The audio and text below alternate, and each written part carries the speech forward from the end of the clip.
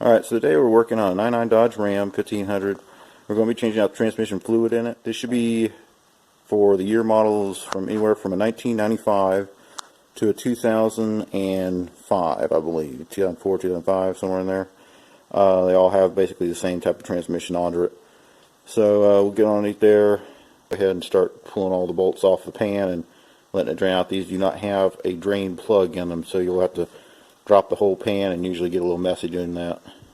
For this, you're going to need at least 5 quarts of ATF plus 4 transmission fluid and a filter, and it should come with 2 different gaskets because these filters fit 2 different types of transmissions.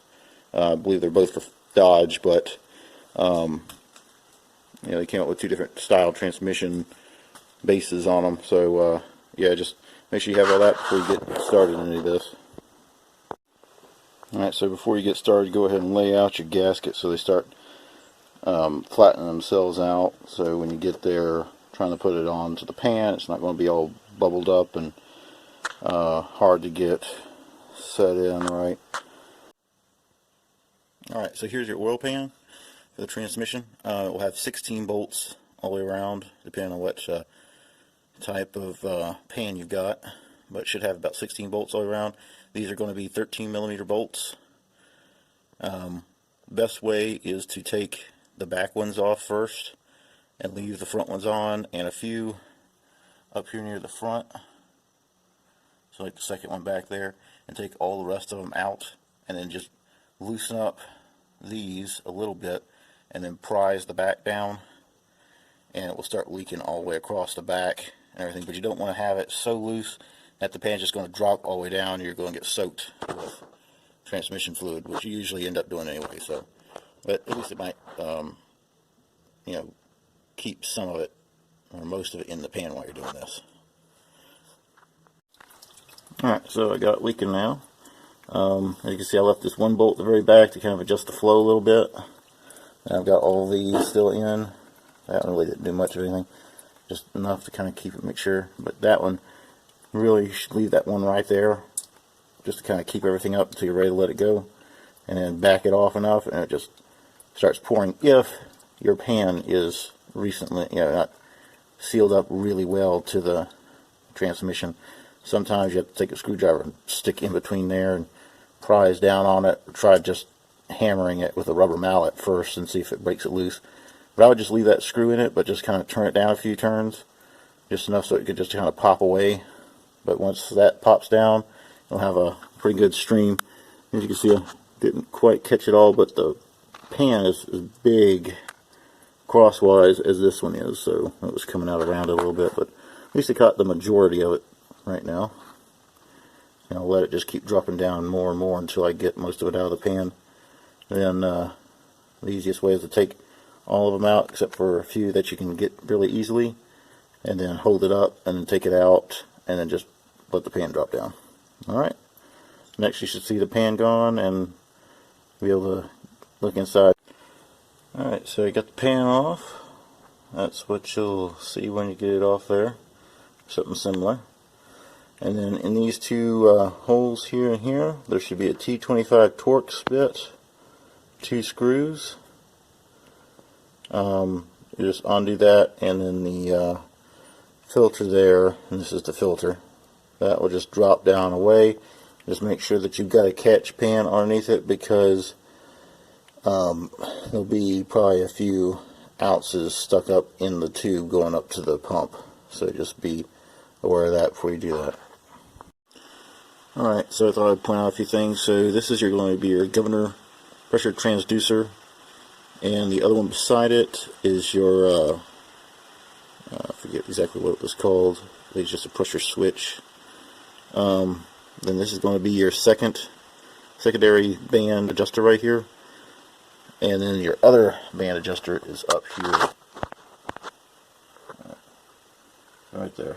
You see it right behind the cable there. That's going to be your first band. You can adjust right there. Takes a T40 in the center, and then I think a 19mm wrench to loosen up the locking nut. First you have to torque the stud down to 72 inch-pounds, screw it all in until you get the torque of 72 inch-pounds. Then you unscrew it 2.5 turns, and then you lock the nut back down and you should be set to go. The secondary one over there, right here, it's a 15 millimeter nut, and then the stud takes a 1/4 socket, and you screw that one down to the same torque, 72 inch-pounds, and then you loosen it 3 turns back, and lock it down. Then you should be ready to go. But also, there's a pressure spring underneath this metal tab here. It's held on by these 5 bolts here. Just take that off whenever you're underneath here doing the thing. Make sure that that spring isn't broken, because that's kind of a normal thing for that spring to break, and it can cause severe transmission issues. So when you're under here doing a filter change, just take out those 5 bolts. There's no gasket or anything, so you won't be on anything. Just take those off. There'll be a little bit of fluid leak out around it. Then you can just slide the plate to the side. There's a plunger in there. Just make sure the plunger doesn't fall all the way out. What I usually do is I just move the plate far enough to catch the plunger and let the spring drop by. Check the spring, make sure there's no cracks, or if it isn't, in 2 pieces. If it isn't, go ahead and put it all back together. It should be good for a while. Alright. Alright, so we just finished tightening up the band and torquing it down. Then I went outside and did a quick cleanup on the pan here, just so I don't have to deal with a dirty pan trying to install it. So we got the gasket on here. This one's rubber. Sometimes it'll be a cork one. But most of them have it where the screws will hold themselves in the holes, so you can pre-hang some of them in there just to keep the gasket from working around. And usually you want to do that on the corners and any of the long stretches there. I didn't put them all in because sometimes it hangs up and you have to do it. But just remember, when you're starting them in, don't tighten them all down. Just kind of put them in a few turns and leave it and get all of them all the way around in first.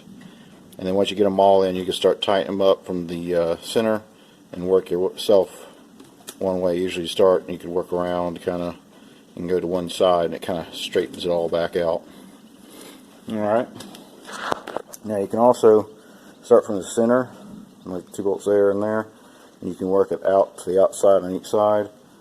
So either way you do it, as long as it gets up tight, which is the main thing. Alright, so here's the filter. This is what it will look like. And there's the 2 bolt holes, 2 screws that go in. And what it is, you can see how there's no filter, just the bottom part of it there. And then there's the filter up here at the very top in there. It's basically, I think, doubled back on itself in there, as you can see.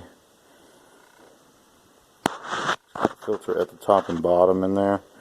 So I think it's basically, let's sit it down here. So basically I think it's kind of sandwiched across here, and it goes back on itself. So it makes like a pocket, and then the pump pulls it through either the lower part or the upper part, and it feeds it back through to the pump and pulls it up through into the pump up here. Alright, so we'll get that installed, and I'm going to take off that kit. Fabric or whatever it is, that first stuff, make sure that gets off there. But yeah, we'll put it up in there, tighten those down. They have a torque for it, but I never really cared about it. Usually I just use a 1/4 inch ratchet and give it a decent snugness, and that should do. Alright, there she is, a fresh filter reinstalled. I'll go ahead and just make sure that this is pretty well clean around the edge here. Make sure that there's no big pieces of gasket or anything on it. And then you should be ready to reseat the other gasket on there and torque it all down. Alright, so the pan is on, and we should be ready to start filling her back up. The next thing I'm going to do before I do that, though, is I'm going to go up in there and adjust that front band right there, which is that bolt and nut right there, which actually is a stud with a lock nut on it. So I'm going to adjust that band, and then we should be ready to go. If you're wondering, these bolts are torqued down to 14.5 foot-pounds. This is probably a good one to do, since they usually end up backing out anyway, so it's probably good to go ahead and do the torque, since the factory probably set them flat just so they wouldn't back out. Alright, so here's your transmission dipstick. Pull it out, put a funnel in, put about 4 quarts of transmission fluid, ETF plus 4 in there.